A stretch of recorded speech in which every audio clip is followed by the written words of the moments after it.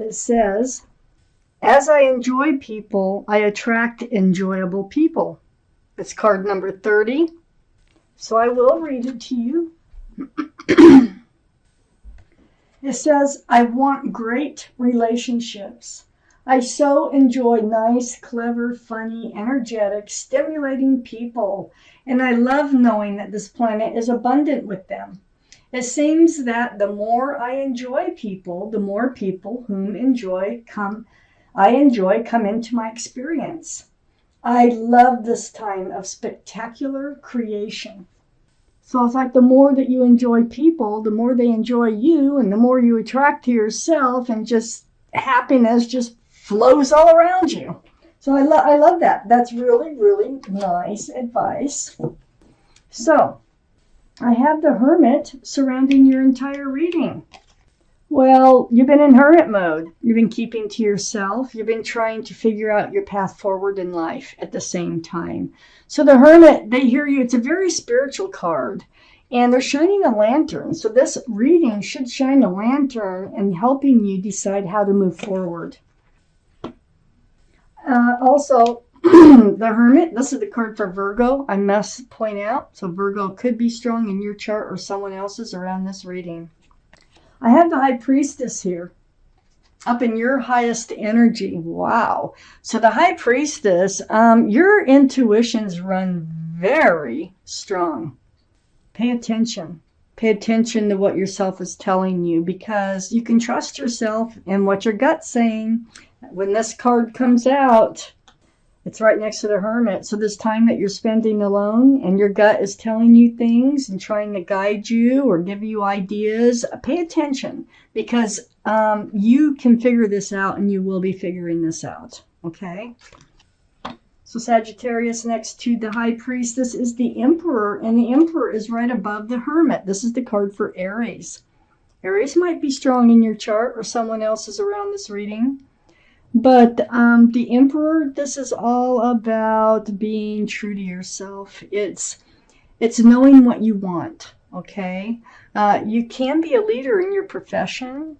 You're very well liked and respected by others. But with the Emperor here, it's like once they make up their mind, it's really hard to change it. That's where you're coming here. Between the Hermit and the High Priestess, you're getting to a place where you're going to know what you want. And you're going to hold true to it as you move forward. All this is putting an end to some pain that you've been through. The Ten of Swords is the end, the card of the end of the pain. There's no 11. You're out of the Nine of Swords. And it just helps you to move forward. So the Ten of Swords is a lot better than what it looks. I have the King of Swords under the High Priestess and next to the Hermit. Very mature energy. The Kings and Queens, they're all male or female. All cards are male or female. And the Kings and Queens are very mature-minded. The Emperor is very mature-minded. There's a few cards here that are just very mature thinking. So you're going to go forward with your sword up. This is part of what you're telling yourself. Ask the truth, seek the truth and clarity. Don't just take somebody's word for everything. That doesn't work. Actions a lot of times do speak louder than words, but words help, because you are going to seek that truth and that clarity in moving forward. This is to prevent you from being in the Ten of Swords.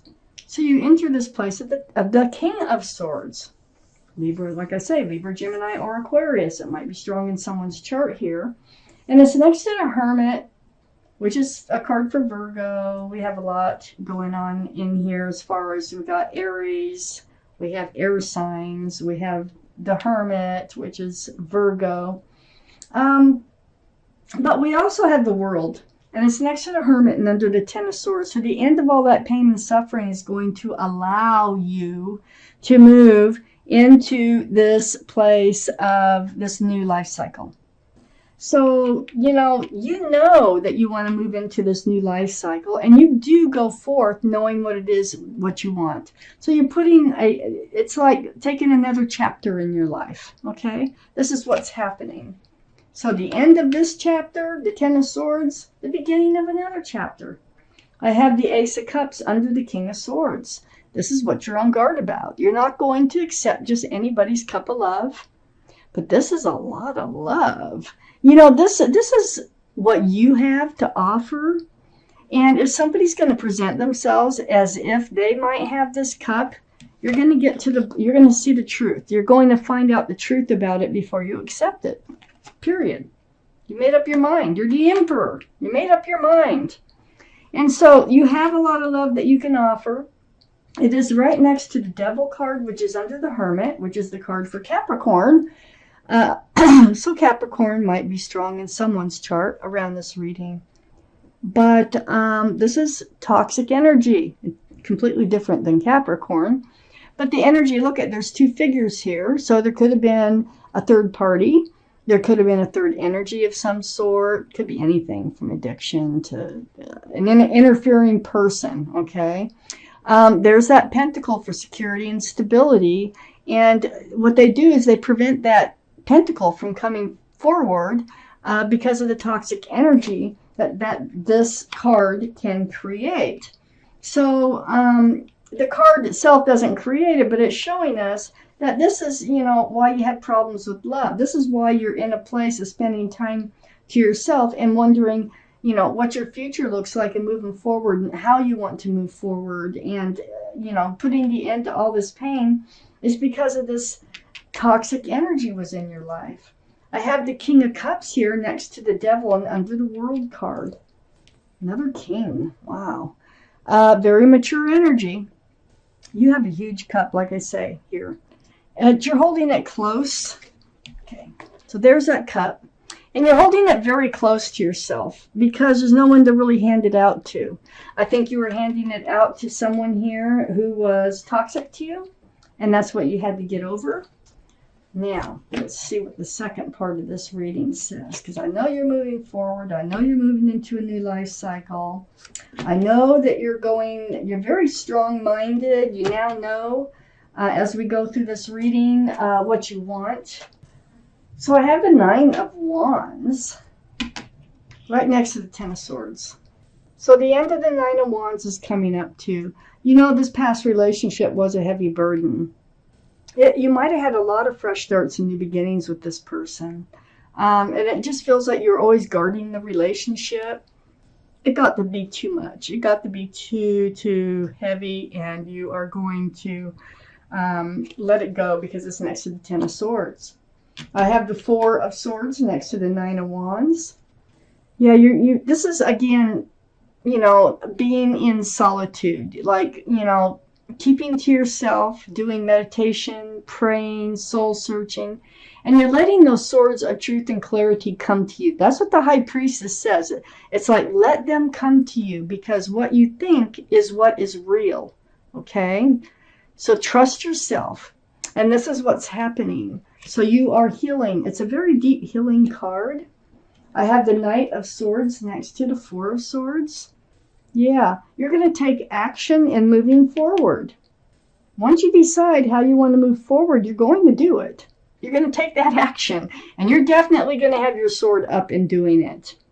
Looking for that truth and clarity. I have the Eight of Wands under the Nine of Wands, and right next to the World card, the new life cycle. There's some kind of communication coming in.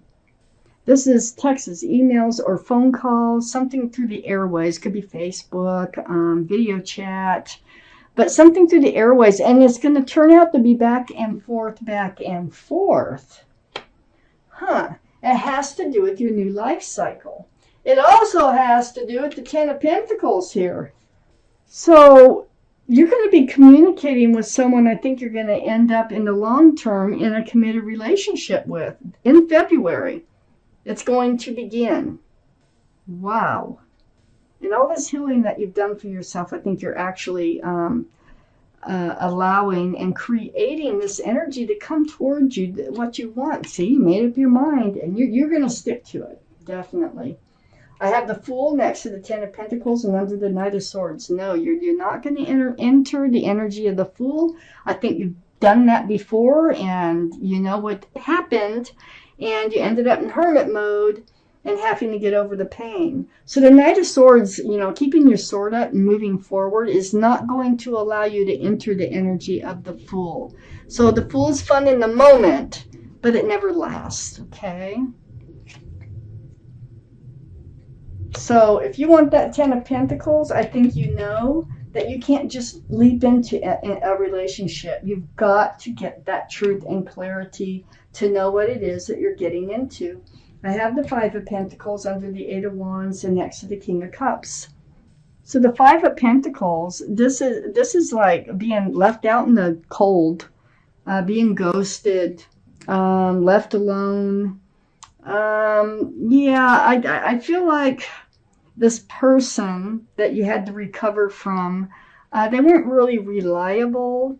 I don't think that they were in it very, very far. I mean, you can come in from the cold with this card, but this is a feeling of being left alone and maybe even ghosted, but left out in the cold. So you're left holding that cup of love and nowhere's to hand it out, okay? So, and if you look at this card, it looks like they're holding a cell phone, doesn't it? I think you might end up going online once you make up your mind what you're looking for. It might be online. It might be Facebook. It's something, I think, is where the communication is coming from while you spend your time alone. So I have the Two of Cups next to the Five of Pentacles and under the Ten of Pentacles.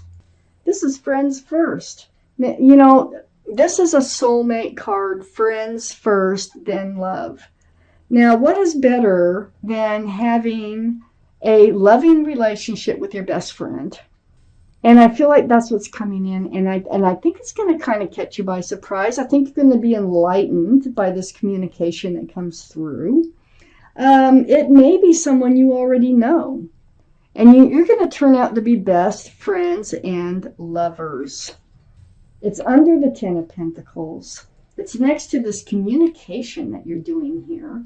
And it's also right next to the Ten of Cups, which is under the Fool. So you can't get into Fool's energy. Don't jump in if you want the Ten of Cups, and you do want the Ten of Cups. You want the Ten of Cups. And here it is. There is someone coming in February. You're going to at least start communicating with them in February. And this is, an equal exchange of love, cups of love. There's so much love and joy here in this card. It's a family-oriented type card. There is sunshine and rainbows going on here. So it's very loving and it's committed, and there's a lot of joy here. And this is where you're headed with whoever it is that's coming in with this communication. So pay attention to that. Know what it is, what you want, and moving forward. That is advice. Keep your sword out. Seek the truth and the clarity. Don't just take someone's word for everything. Just kind of, do your homework on the people who enter your life. Just do your homework. Follow your intuition and trust what your gut is telling you. If you want to avoid these toxic energy situations. Okay, let's see what your guardian angels and spirit guides have to say about this reading for Sagittarius. Way down there. It's card 11, and it says inner strength. So I'm going to read it to you. You have great courage and kindness. You may not realize how strong and powerful you are, but there's no problem you cannot solve. The compassion you so freely give to others must also be given to yourself. Stand strong in your convictions if the right answer to tell someone is no. And this is where you're coming into that Emperor's, being very, very strong about your convictions, about what you decide you want from life. And don't settle. Ask the questions. So, wow, that's a good reading. It's a really good reading. You're coming through it, and you're going to shine. In the end, you're going to shine.